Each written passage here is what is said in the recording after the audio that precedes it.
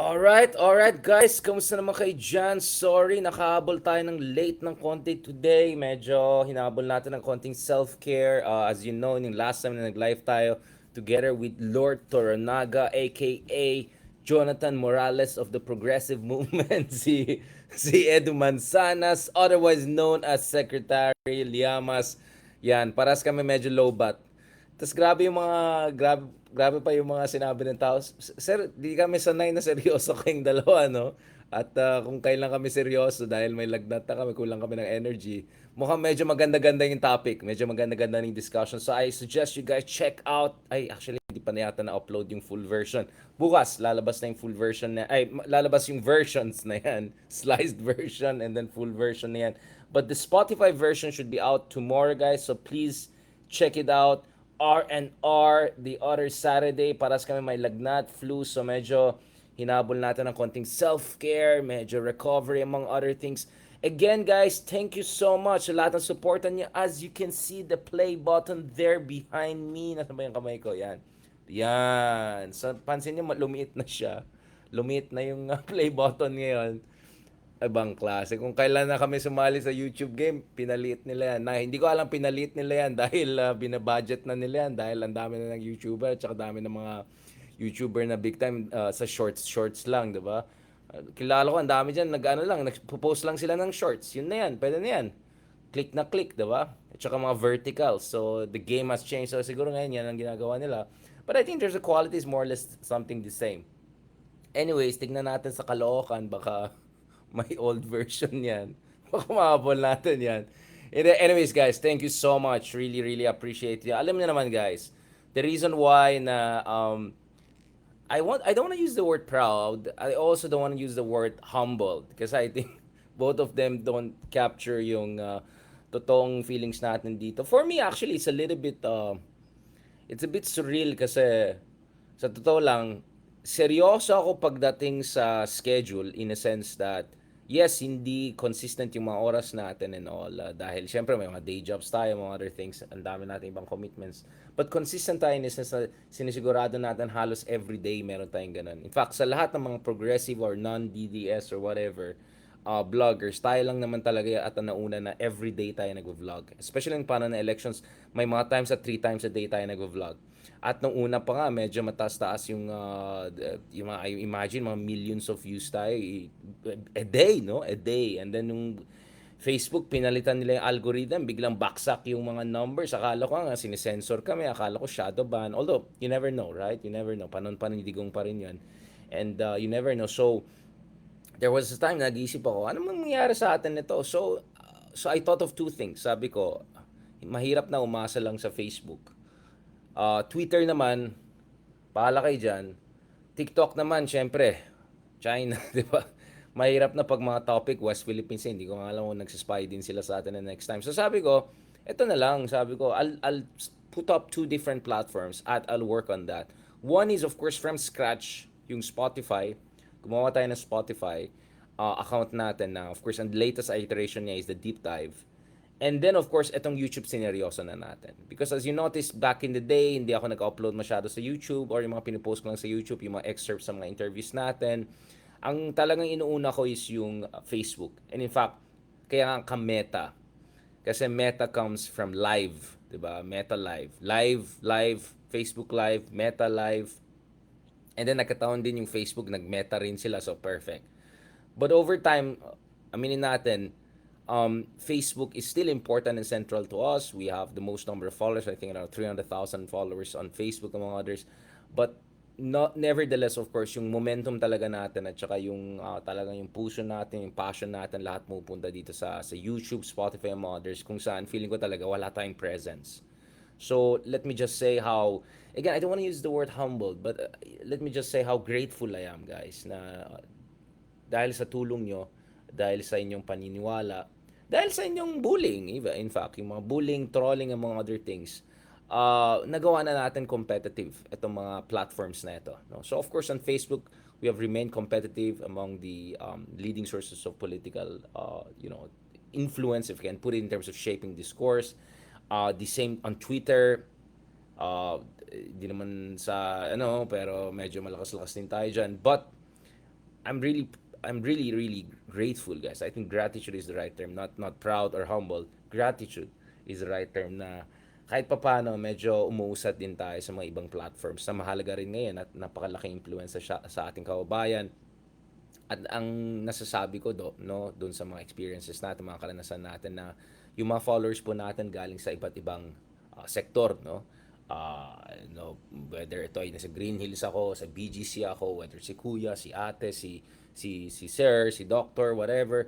So nakikita natin na kahit papaano yung reach natin lumalawak na. Siyempre back in the day, umaasa lang tayo dun sa mga interviews natin sa TV. At of course, ako ay resident analyst dati. May show tayo with Atom Aurelio dati sa GMA Network. But at the end of the day, hindi ko naman talaga platform yan eh. 'Di ba? Talent ka lang doon. Ito, of course, hindi ako may-ari ng YouTube, but more or less channel natin yan. Yung Spotify, hindi naman tayo may-ari ng Spotify, but more or less channel natin yan. So salamat talaga guys. And of course, proud na proud tayo na yung isang week, no, we were able to make yung Spotify natin, yung isang episode natin, nag number 5 of all episodes on Spotify in the Philippines, all episodes. Whether ito yung, I don't know, show ni Vice Ganda, show ni, I don't know, whatever, Barangay Love, whatever. So, lahat ng mga uploaded dyan, nagawa natin number 5. Number 5. And let me just be clear, this was before itong latest na whole casual meeting, brouhaha, and mga other things. So minsan nakakalungkot yung may mga kasama tayo dyan na hindi ko alam dahil third world yung mindset, dahil kulang sa critical thinking, kulang sa edukasyon, kulang sa exposure. Hindi nila naintindihan na ang trabaho ng mga taong katulad natin, ang term po dyan is public thinkers. Alright? The more Frenchy, pretentious term is public intellectual. The more Russian term is intelligentsia. Right? Um, there are other language versions. In some Middle Eastern languages, the version of intellectual is the bright thinkers, people who think about a bright future.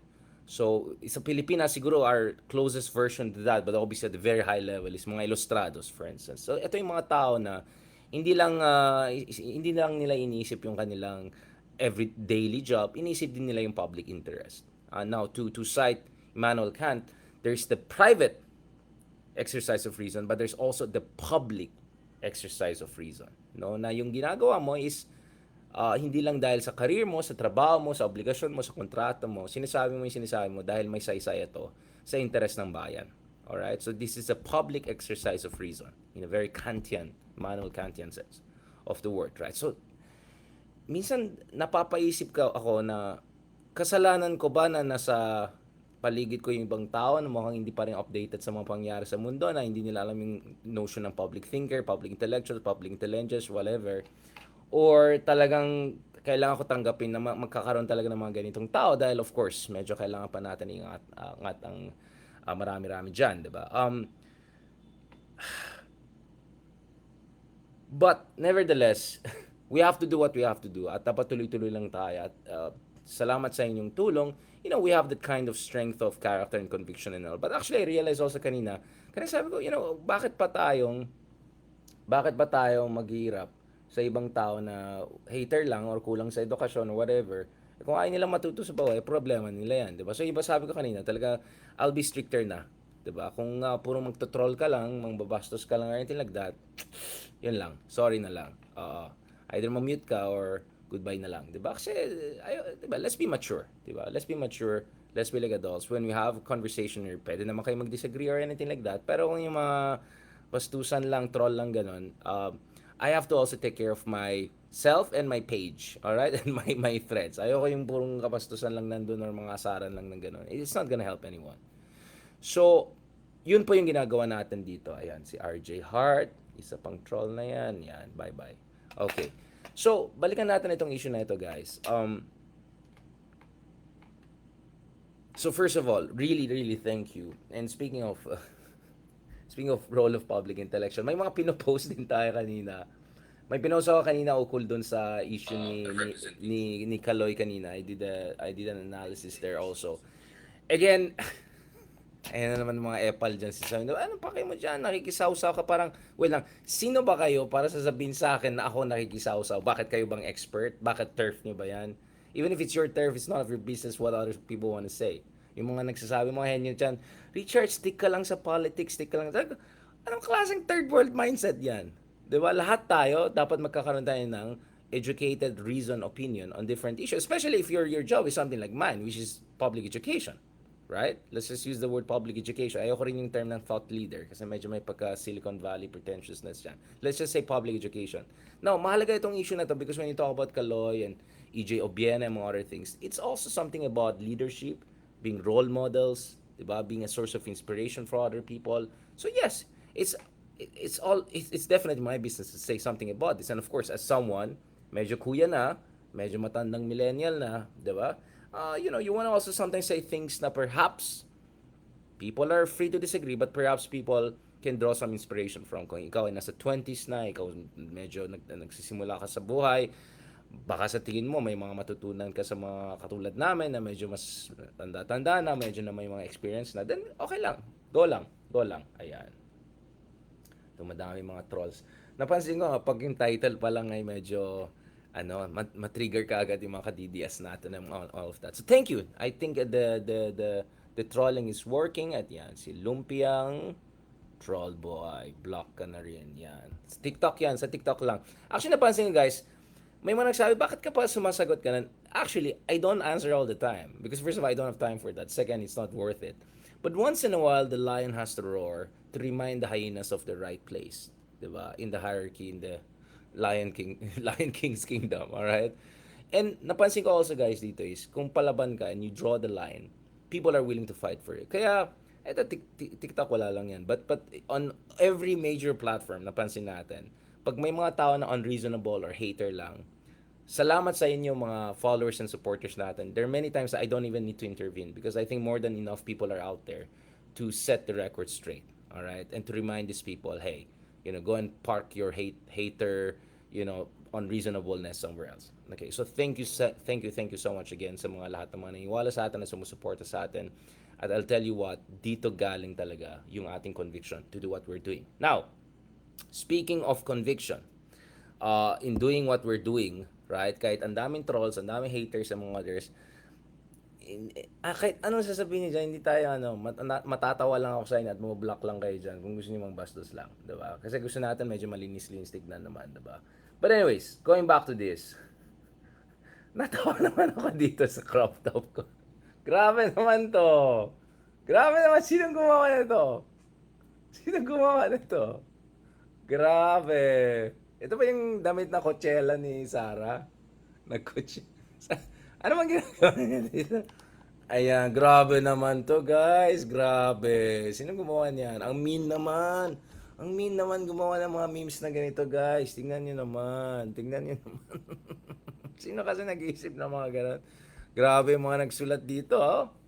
Oo, since nakabuhaya yung shirt natin, pag-usapan natin mga buhaya sa confidential fund. Yan.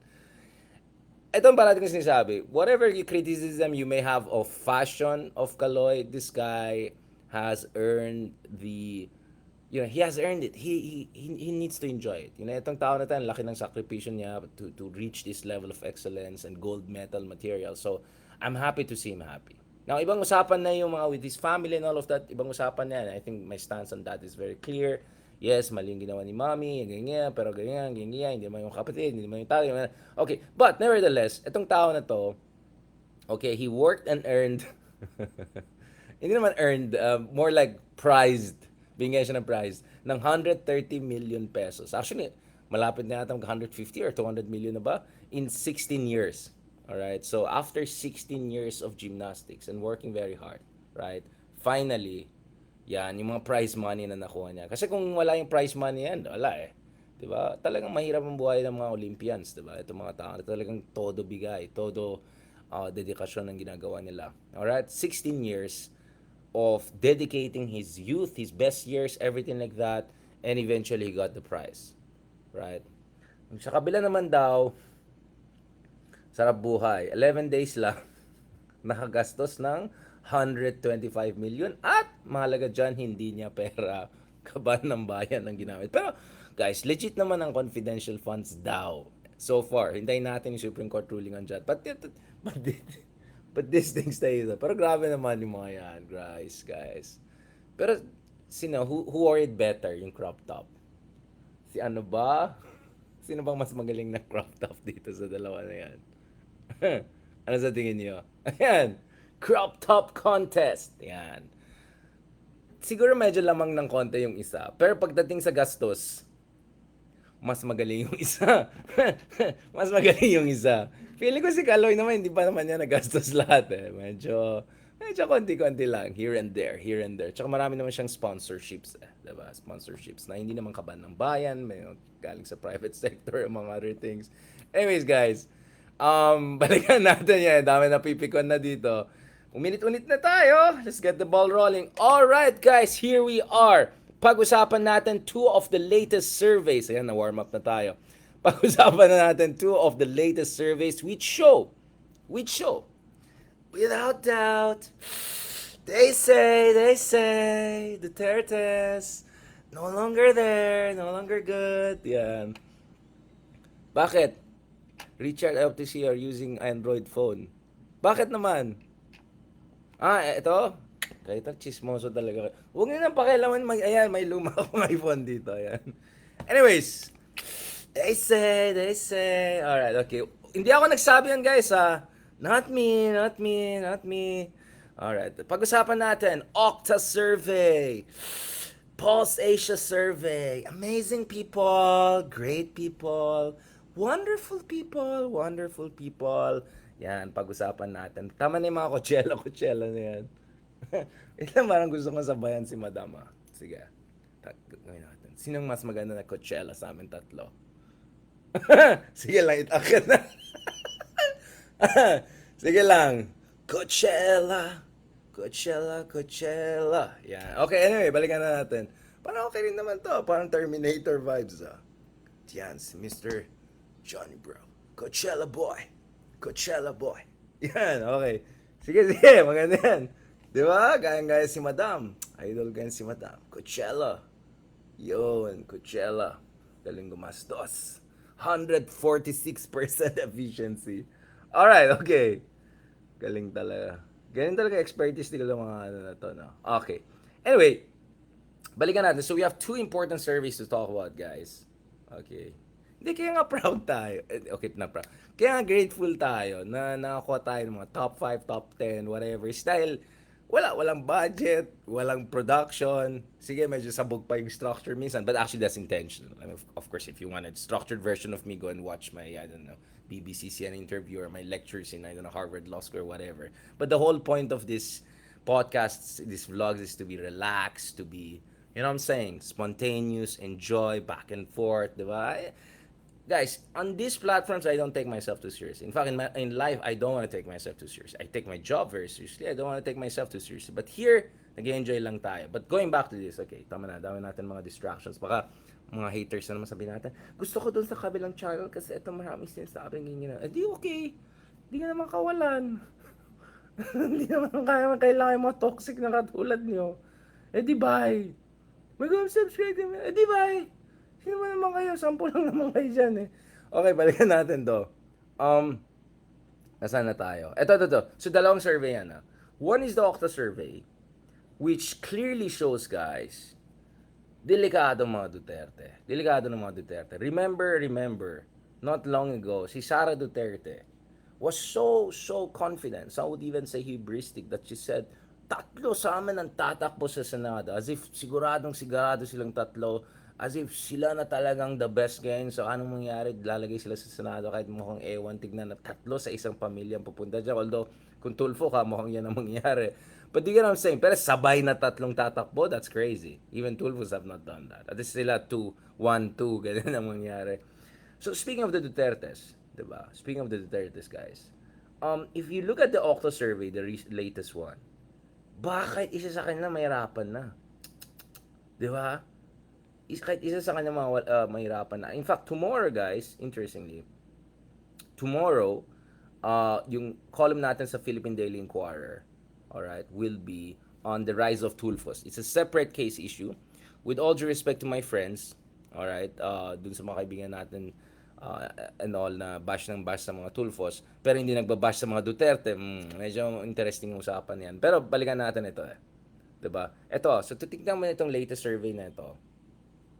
Alright, Okta survey na to. Don't worry.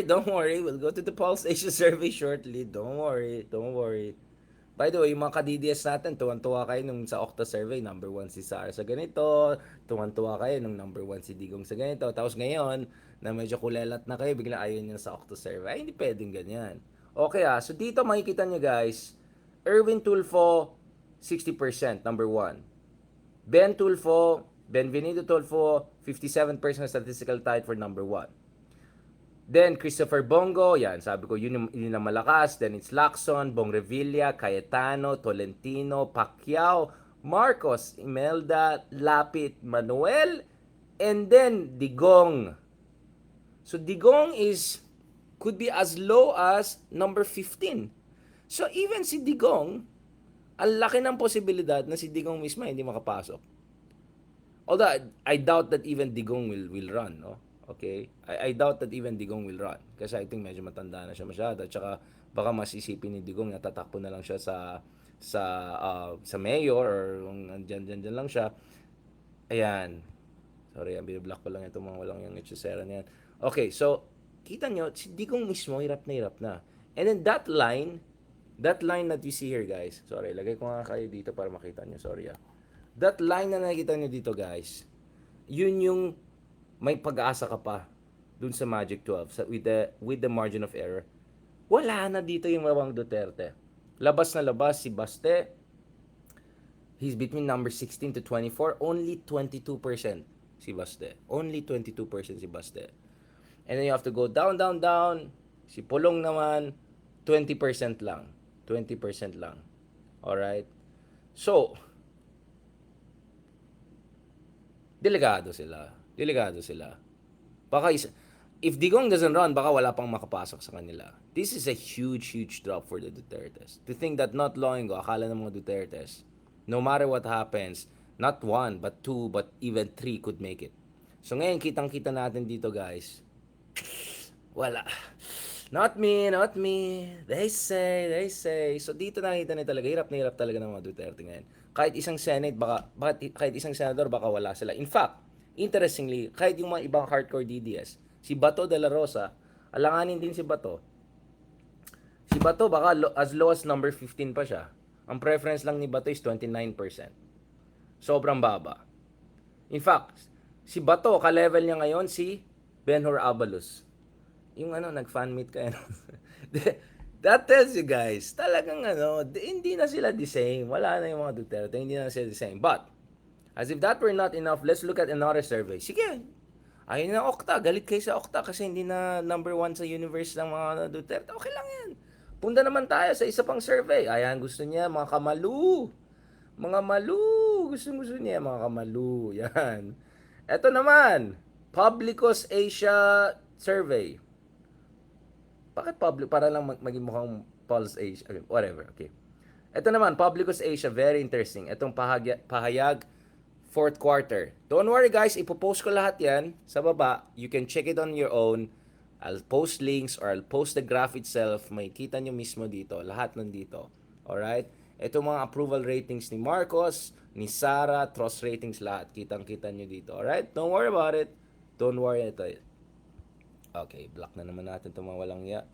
Alam mo guys, walang mangyari sa buhay nyo kung hanggang hater lang kayo dyan.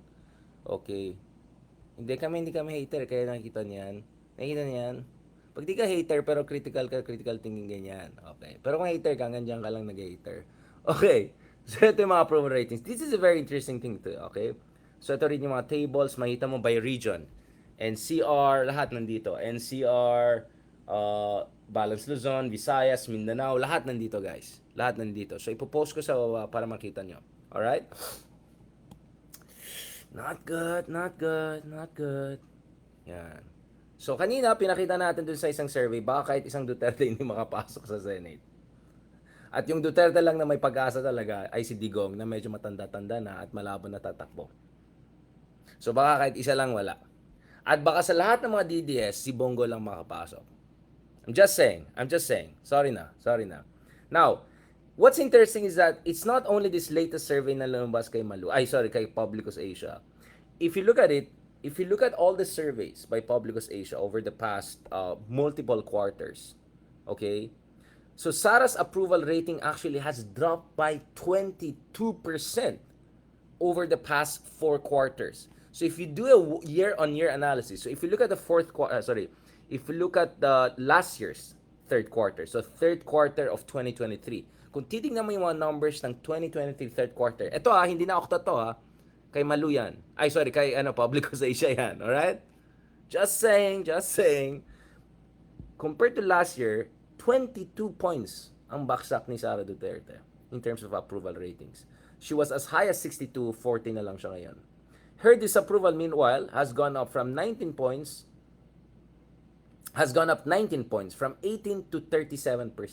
So one-third na ating mga kababayan, mga solid north dyan na galit kay Sara. At saka yung mga ibang kakamping dyan na galit kay Sara. Yan, nagsama-sama na sila.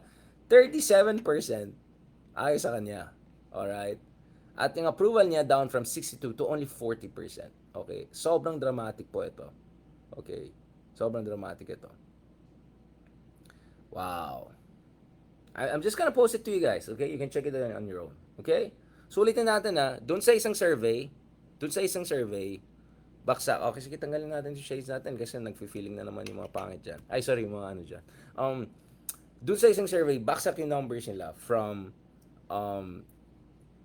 akala nila 2-3 makapasok Duterte, ngayon baka isa hirap na. That's the Okta survey. Dito naman sa survey ni Malu, ay sorry, Public Association naman, kita mo, double digit din yung baksak ng numbers naman ni Sara from last year. So imagine how things could turn out for her in years to come if ganyan ka marginalize. Alright, ganyan ka marginalize na naman sila. Now, that's not enough.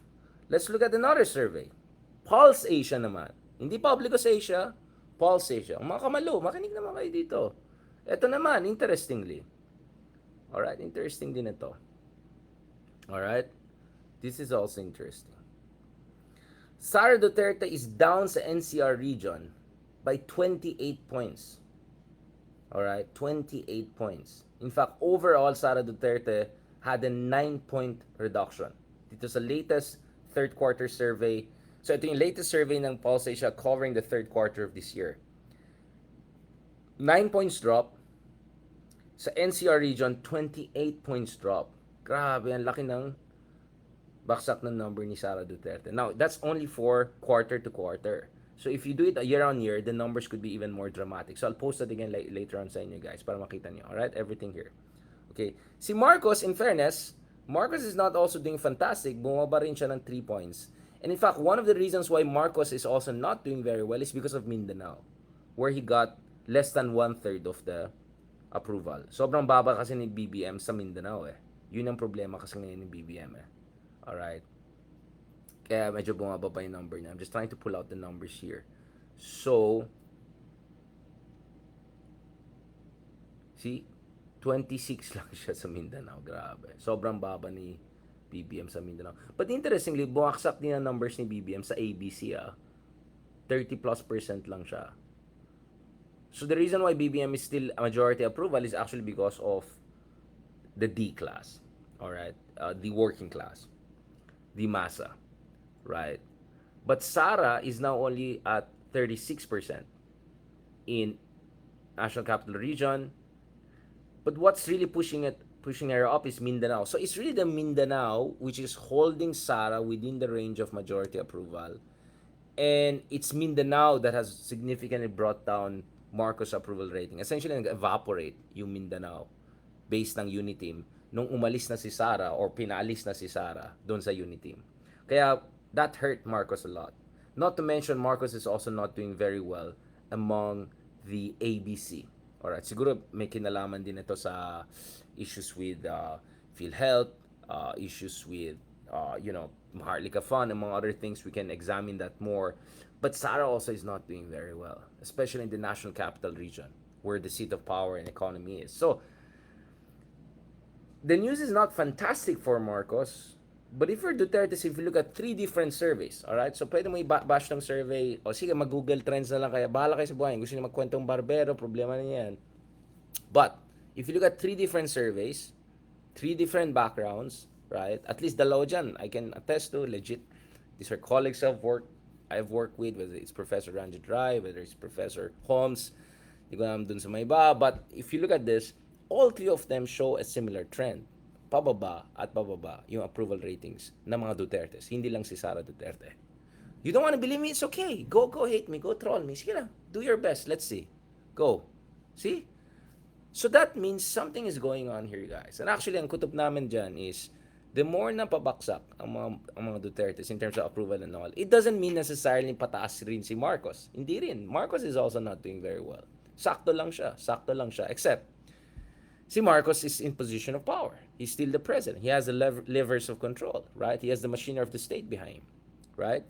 So, yun ang nakikita natin dyan. Ayan, Yornero. Alam mo kayo mga ka-DDS, kayo nagpanalo kay BBM, kayo nagpabalik sa mga Marcoses, at kayo ang pinaka-apologies, kayo may pinaka-kasalanan kung talaga may issue kayo sa Marcos. Alright? Ayusin niyo lang sarili mo ha. Yung mga apologies tagging niyan, laos na yung style niyan. Kayo ang nagpanalo sa mga Marcoses, hindi kami. I've been always critical of the Marcoses. Except sa West Philippines, in fairness, the guy's been doing good. Unlike Digong, hindi tuta ng China. Ayan, mablock na naman tayo sa TikTok. Hindi tuta ng China. Di ko na kasalanan yon na tama yung ginagawa niya. Alam naman, di ba? Para sa bahay naman inisip natin dito di ba? But, wala Kala nyo, budol king kayo, tapos nabudol kayo nung isa, mas OG sa inyo, kasalanan niyan. Wala nang sisiyan. Ganun ang kasimple yan. So anyway, so that leaves two potential winners. If Marcos is not going up significantly, and in the meantime, Duterte's are pababa, right? Whether them running for Senate, whether Sara's approval or trust rating. So who are the potential winners? So number one, obviously the Tulfos are the potential winners. Ayan, kanina apologies tag niyo ako. Sige, Tulfonatic tag niyo rin ako. Sige na. Galingan niyo na. Since magaling naman kayo mag-isip, di ba? Obviously I'm being sarcastic. No. So one are the Tulfos who are really juicing this up. Really juicing this. Marami akong kilala na unit team sila dati. Tapos ngayon, either inis kay BBM or inis kay Sara. Pero medyo natutuwa na sa mga Tulfos. We're gonna have a separate vlog discussion about the Tulfos later on. But as you can see, kahapon also we had this interview with nung Saturday we had this interview with Professor Wataru Kusaka of Tokyo University of Foreign Studies. Sabi niya, Tagalog siya, di ba? Nagtatagalog siya, sabi niya. Kasi yung sumbong mo sa Tulfo, tulungan kanila, ganyan. So, medyo na-discuss natin. But I'll discuss that more in detail. Including, of course, criticism na publicity. But trial by publicity, or actually publicity rin by trial kasi magkakaroon sila ng publicity dahil sa mga ginagawa nila. So, pag-usapan natin yan, guys. Don't worry about it. Pag-usapan natin mga yan. Okay? So, one potential winner here are the Tulfos. Pero para sa akin, the other potential winners could also be the genuine opposition, right? It could be also the genuine opposition. But for some reason, we're still not seeing it there. And yun ang parati kong tanong. Ikaw, Jacob de la Cruz, anong pinagsasayang bias ka? Kung magaling ka talaga yung bias, tignan natin kung mga mag-hire sa'yo ng columnist or something, okay? Sa isang legitimate na newspaper, hindi mga SMNI type, mga ganun. Okay, goodbye. Talaga itong mga trolls na to So, may nagtanong, si Rumog, wala na ba tayong ibang choice? Meron tayong ibang choice. So, nung Saturday, after Wataru-san, immediately kausap naman natin si Toronaga-san, aka Ronald Llamas. Pinag-usapan natin. So, Tulfos are clearly eating into the cake of the Dutertes habang pabaksak at pababa yung mga Dutertes. If anything, yung mga nagkakaroon din yung mga dismayado rin kay Marcos dahil hindi pala golden era mangyari. In fact, tataas pang inflation ng mga other things, although hindi naman lahat kasalanan ng gobyerno. But nevertheless, hindi nagkakaroon yung mga golden era ng pinagsasabi nila. Golden era lang in a sense na binibenta natin ng gold kasi kumikita tayo. Now, I mean, going back to this, guys.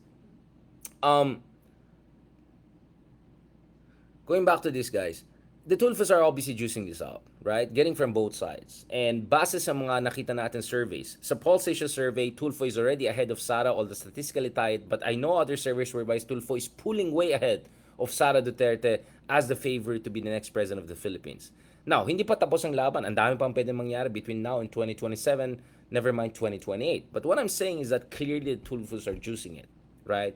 That itong this disintegration of the unity team is bleeding support in favor of the Tulfos. So Tulfos are just waiting there and getting all the support from both sides, right? From the both sides. And probably, sabi ko nga, baka nga Ben Tulfo might end up even doing better than Erwin Tulfo because Erwin Tulfo is admin now. But Ben, by being independent, can actually get support from both sides. right? Criticize the BBM side a bit and get supporters of the DDS. Criticize a bit side of DDS, get supporters of loyalists, etc. The fact na hindi rin siya sumama sa mga DDS, that could put him in a position to get from both sides, no? And build his base. I doubt na maraming kakamping, to be honest, or mga leftists ay magboboto kay Ben Tulfo, to be honest about it. Rafi Tulfo may be another issue. Again, these are different brothers with different characters. But if you're Ben Tulfo, your best hope is to get the unity behind you by not taking sides between them and trying to criticize both sides. So I won't be surprised Ben Tulfo will actually end up number one, not Erwin. And we saw Ben Tulfo started at number 4. Remember nasa Berkeley tayo when I was at Leloy, we did an interview with Ranjit Rai, Professor Rai, who heads the Okta. Back then, Ben Tulfo was number 4 and 5. Now he's already tied with Erwin. I won't be surprised he'll be even number 1 by strictly being independent and positioning himself as the kind of a meta transcendental candidate. Again, we can talk about that more later on. So medyo risky for Erwin to be on the admin slate because that will automatically alienate a lot of DDS voters. Or siguro, a lot of hardcore DDS voters. So it looks like enough of DDS voters are still voting for him. That's why ang taas pa rin ng preference rate niya, no? No, the majority pa rin yung preference rate rating ni Erwin Tulfo. But balikan natin ito, guys. This is also the context within which I keep on asking, bakit yung Chekibam or ngayon Kibam na lang? Or why not yung Kibam, Kiko and Bam, and then Chel Jokno running sa Kongreso and Leila de Lima running Kongreso. But hindi na lang sila lahat mag-pink. Hindi ko talaga maintindihan yan, guys. Please tell me if I'm wrong. Sorry, please tell me if I'm wrong. Balitan natin ay glasses ito na lang. Please tell me if I'm wrong. Kasi hindi ko talaga maintindihan bakit hindi pink. Kasi hindi ba yung pink dapat, ito yung kulay ng, hindi naman dapat sa isang tao lang, di ba? The pink movement was not supposed to be about one person, nor was it supposed to be about one election cycle, right? The pink was supposed to be about a whole movement, right? So hindi ko talaga maintindihan what's going on here. I just don't understand. But again, in theory, kung ma-mobilize yung pink base, that could give a good boost and chance dito sa mga alternative candidates. Kasi, di ba, dito sa parating na elections, you cannot say na wala kang alternatives. Meron kang alternatives. Hindi lang Team Kadiliman or Team Kasamaan, meron ka talagang alternatives. Andyan si Leila, andyan si Chel, running as party list for Congress. And imagine having Chel Jokno and Leila de Lima there in the Congress if next year, if ever, magkakaroon ng talagang impeachment trial ni Sara. So they can be there to make sure it's fair and sound and robust and as politically acceptable as possible. If next year, suddenly the BBM side pushes for changing the Constitution, right? Then you have people like Chel Jokno, Leila de Lima, and other good people there to make sure na walang kalokohan na mangyari. Right? So you need those people. It's not true na walang alternative. There is an alternative. And when it comes to legal minds and people who know their law, they know their stuff. Next level ang Leila de Lima or sila Chel Jokno compared to some of these clowns. Just to be honest, no? We're trying to run for the highest offices.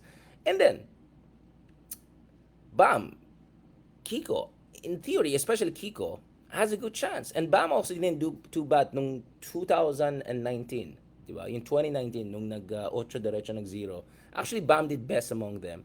And Bam was actually within a striking distance of making it to top 12. He was not very far away. And in theory, he can still work his way back. He's still young.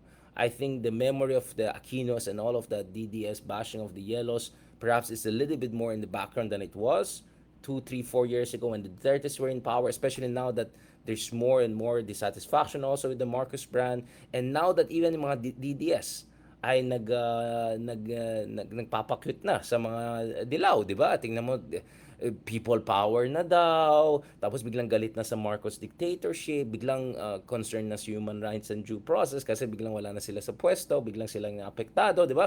So what I'm saying, and then Sara, trying to have that meeting suddenly with Leni Robredo, yung mga ganon, di ba? So I'm just telling you, in theory, actually, these true alternatives could also come in and maximize essentially itong nakikita natin na hidwaan sa pagitan ng Uniteam, Team Kadiliman versus whatever you want to call it. You know what I'm saying? Kaya for me, we have to have a conversation about this issue. Kaya hindi ko naintindihan yung mga iba nagsabi, eto naman si Richard, magka-cloud chasing naman siya. Like, what kind of idiocy is, anong klaseng katabadan yung ganyan mindset na bawal pag-usapan my goodness, bawal pag-usapan ang strategy Bawal pag-usapan anong mga kulang ng pink movement, anong pwede, kung may natira pa sa pink movement. That's clout chase. I mean, what kind of third world mindset is that? I mean, who are these hopeless people who by some weird, twist of event began to have some voice or platform on matters that obviously they have no business talking about. Seriously, there are a lot of people out there na ang daming satsat, wala naman background sa political studies, comparative politics, wala naman na publish, wala naman legit na ginawa, wala naman legit na publication, wala naman legit na trabaho, wala, malakas lang online dahil maingay, whatever. You can criticize me, whatever, for my social media posts, but at the end of the day, I do my assignment. All right, and I do my legit work in the academic institutions, right, including the top university in this country.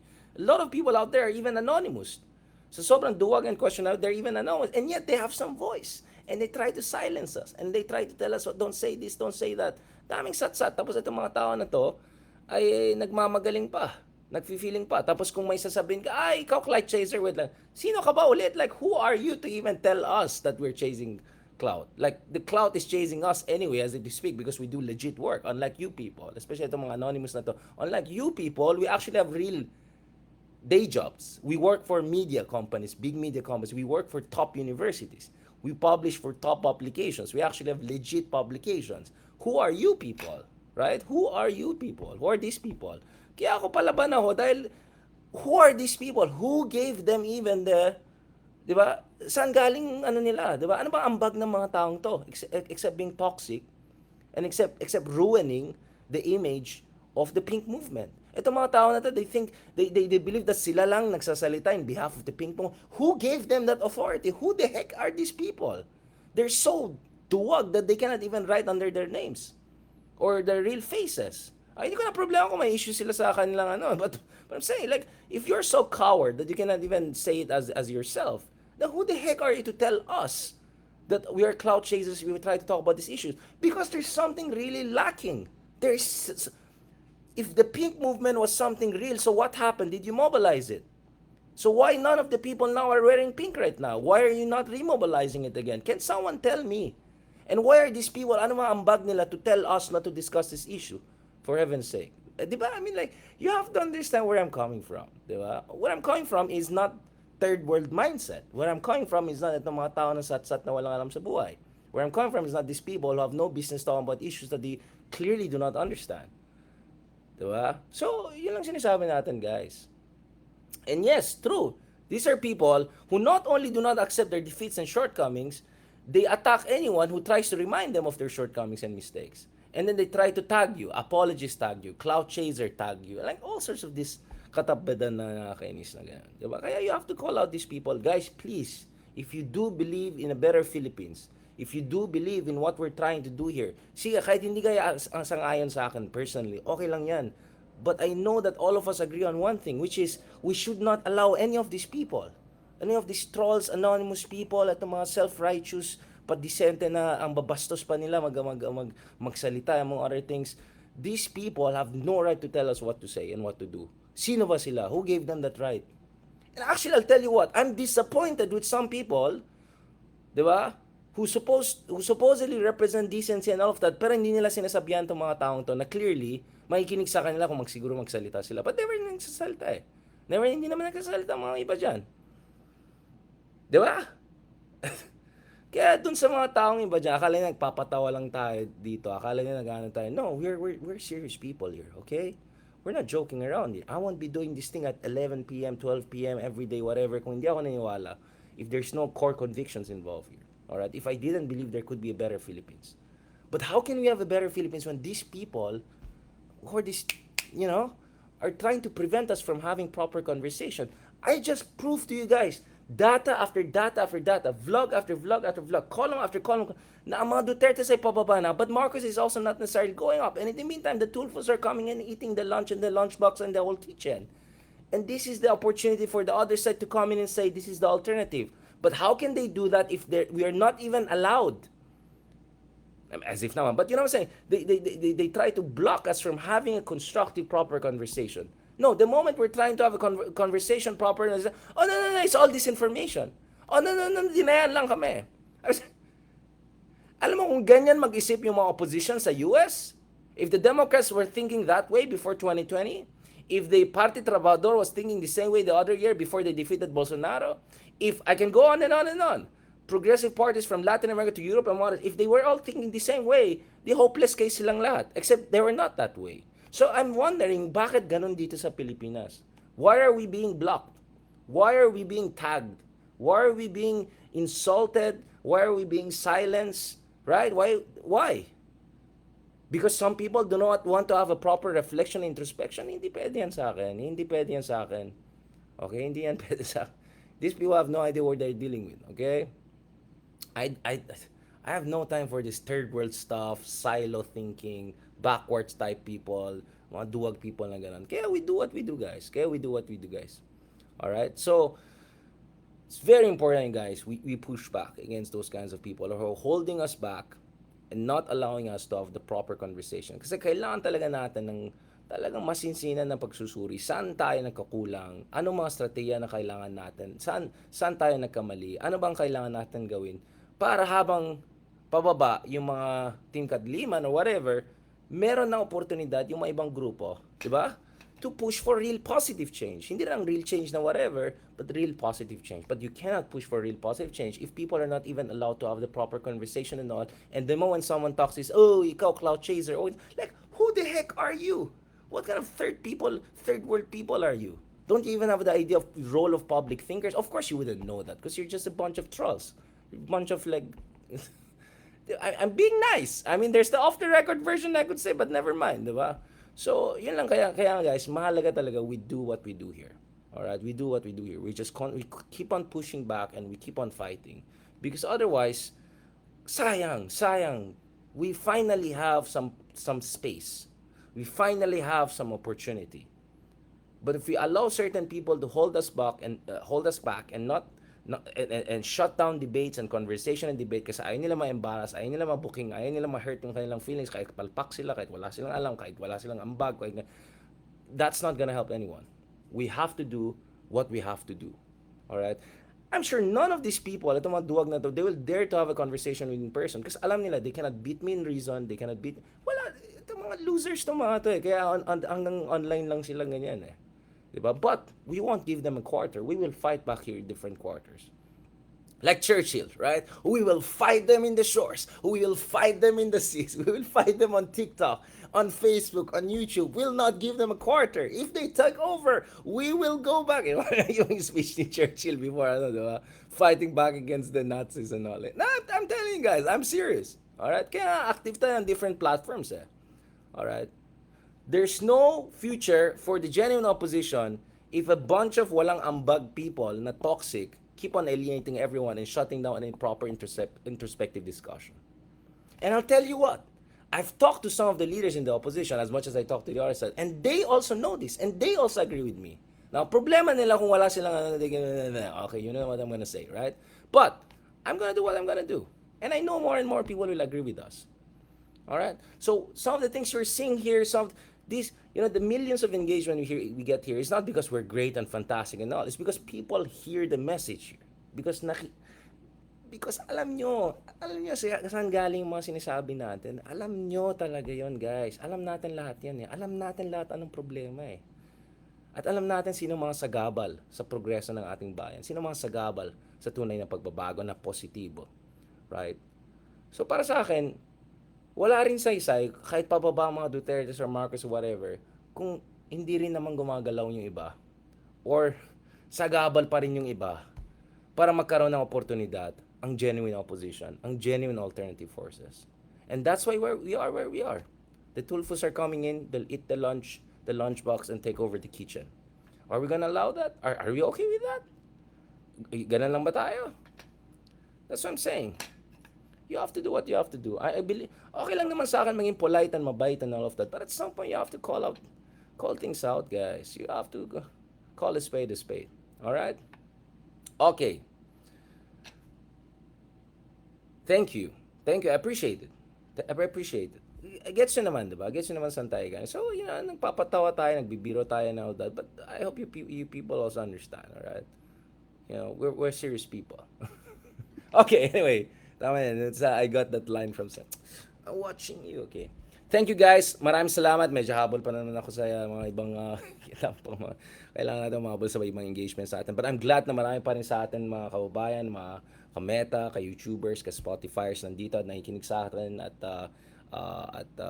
nanonood sa atin kahit ganitong oras. So, thank you so much. Maraming salamat. Ayan, i-block din natin itong mga troll na to bago tayo mag-goodbye. Ayan, para next time, di na kaya sa sa gawad sa atin. Thank you so much.